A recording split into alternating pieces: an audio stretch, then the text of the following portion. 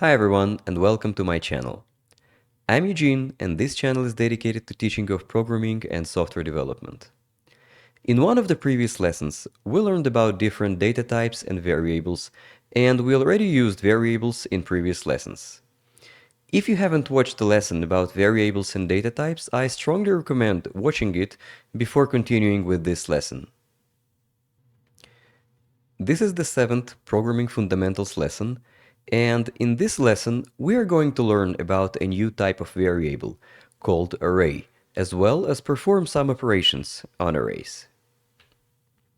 First, let's understand why we need arrays. Until now, we learned about variables that can store different types of data, but all of them could store only a single value of the declared type. For example, a variable like int grade can store a single integer value. Consider we need to store a large amount of data. For example, the temperature for every day of the week. Since we have 7 days, we can define 7 variables, each for every day, and store the data inside every variable. But what if we want to store data for every day of the month? We would need to define around 30 variables. And what if we need to store data for every day of the year? We would need to define 365 variables. As you can see, at some point, it becomes very hard to have separate variables for every day. Another example is if you want to store a large amount of sequential data, like the colors of every pixel of an image. An image of size 800 by 600 pixels would require 480,000 of variables. Obviously, using separate variables for this purpose would be very hard. The solution that programming languages have for this is a new data type named array. An array is a sequence of elements stored next to each other in memory, while all elements of the array are of the same type.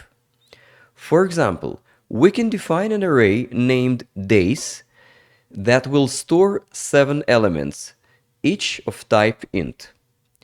When we create the array, we define the type of every element in the array and how many elements the array will be able to hold. In C#, we can define an array in a few different ways. The simplest way is to declare an array and assign its values immediately. First, we declare what type of elements the array will have. In this case, int, and then square brackets that tell the compiler that this is an array. Then we have the name of the array. This is actually the variable name of the array, as the array is considered a single variable. Then, just like with any other variable, we can assign its value. In this case, we have 7 elements that are temperatures of the days of the week. Now, once the size of the array is defined, in this case 7, it cannot be changed. Another way to define an array is without assigning values to the elements. In this case, all elements will have default values of the element type. In this case, we just created the array without assigning values to the elements. As you can see, we are using the new keyword. The new keyword allocates the required space in memory for the whole array, considering the size of every element. In this case, since every element is of type int, it means that the size of each element is 4 bytes. And since we have 7 elements, the space that will be allocated is 28 bytes. Now, how do we access elements in the array? Let's take a look at the following array. Consider that we want to access the cell that contains the number 23. How can we tell C# that we want to access that specific cell? First, we'll say that we want to access the array by its name, days. The variable days points to the beginning of the array. So if days points to the cell with the value 20, which is the first one, if we want to access the cell with the value 23, we need to take the starting cell and move 2 cells to the right. We want to move 2 elements from the beginning of the array. In C#, this is written like this: days, and then in square brackets we write how many elements to move from the beginning of the array. In this case, we write days and then 2 in square brackets. In other words, 2 is the offset from the beginning of the array. Now, what if we want to access the cell with the value 20, the first one? In this case, we don't need to move at all from the beginning, since it is the start of the array. In other words, we need to move 0 elements from the beginning. That's why the first element will be accessed with days at 0, because the offset of the first element from the beginning is 0. So to access an element in an array, we use square brackets, while the number inside the brackets is the offset from the beginning of the array. This offset is called an index. And that's why array indexes in many programming languages start with 0, because the index is actually the offset from the beginning of the array. Pay attention that since the first element is located at index 0, the last element of the array will always be at the size of the array minus 1. In our example, the last index is 6 since we have 7 elements. So to read a value, we can write int temperature equals days at 2. In this case, temperature will get the value 23. Now pay attention that we can write any number in the square brackets. We can even write int temperature equals days at index 10. But since there are only 7 elements in the array, we will get an error in runtime. Writing to an array element is done in the same way, but with assigning a value to the array element. For example, days at index 2 equals 17. An important property of an array is its length. We are going to learn about properties of objects in future lessons, but in this case, length is the number of elements that the array can hold. Now, let's go to VS Code to see some examples. Okay, now that we are in VS Code, let's try to work with arrays. First, let's define an array of integers. So I'm typing int, which is the type of every element in the array, and then square brackets, so that the compiler knows that this will be an array. Now I give it a name. In this case, we are going to create an array of the first 5 prime numbers, so the array will be named prime numbers. And now we will immediately initialize the array. So the first prime numbers are 2, 3, 5, 7, and 11. All right. Now let's print the array.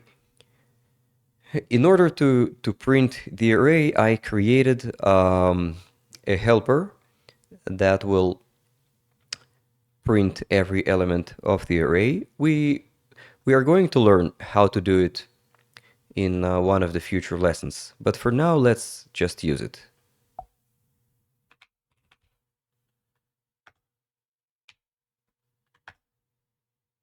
print array, and then let's give it the array. Okay, now let's run this and see what's happening.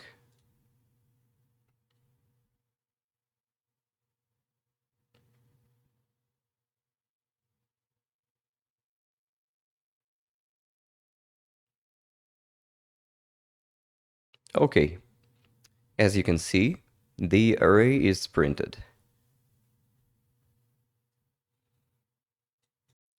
Now we'll define an array without initializing it. And again, we are going to print it and we'll see what's happening.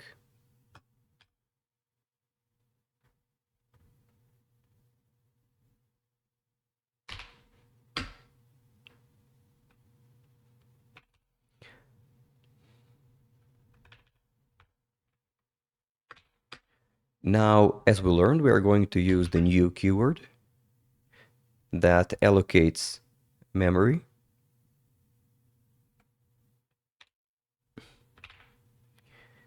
So now we allocated space for 5 elements. And now, if I'm going to print this array, let's see what's happening.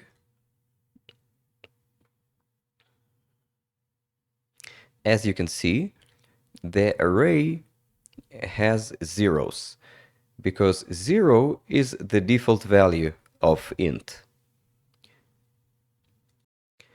Now let's try to read a value from the array. I'll define a variable named num, and we are going to assign into it the value at index 2. So I'm writing prime numbers and then index 2 in square brackets. As you remember, the indexes start from 0. So in this case, 0 would be number 2, index 1 would be 3, and index 2 is number 5. Now let's print num and see what's happening.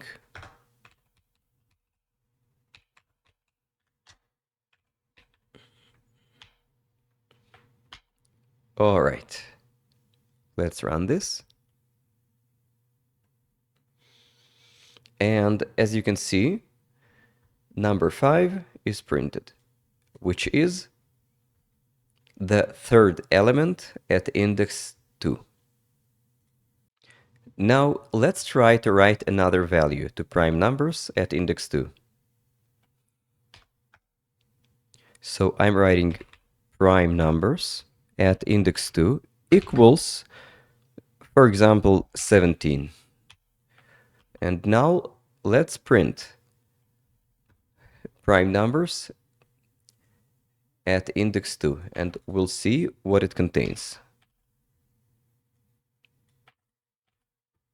All right.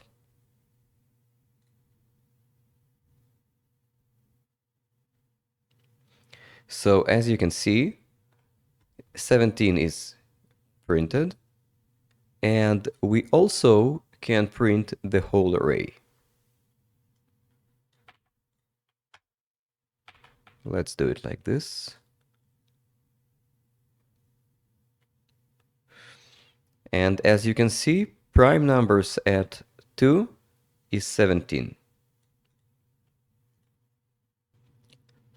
As I explained before, every array has a length property. So we can do something like this. Let's define a new variable called size, and we'll give it prime numbers dot length, and then let's print it.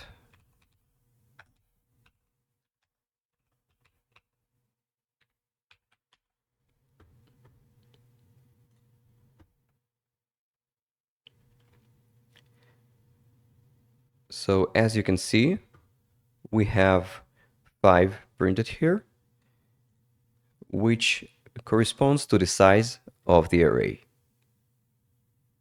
Now, let's do a small exercise. Consider that we want to calculate the sum of all the elements of the prime numbers array. For this, let's define a new variable named sum.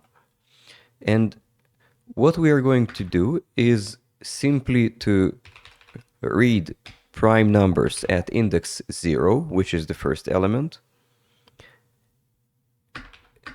plus prime numbers at index 1, plus prime numbers at index 2,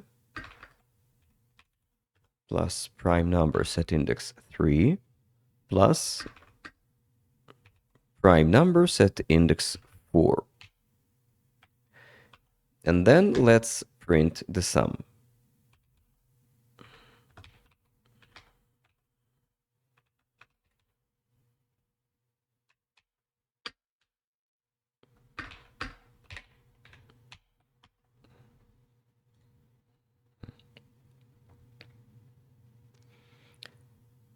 All right, so as you can see, the sum is 40. Now, there is a much better way to calculate the sum of all the elements in the array. But for now, let's do it this way because we don't know about loops. But don't worry, we will learn about loops in one of the next lessons. In this lesson, we learned about arrays, which is one of the basic topics in programming, and it's very important to understand it. Thank you for watching and see you in the next lesson.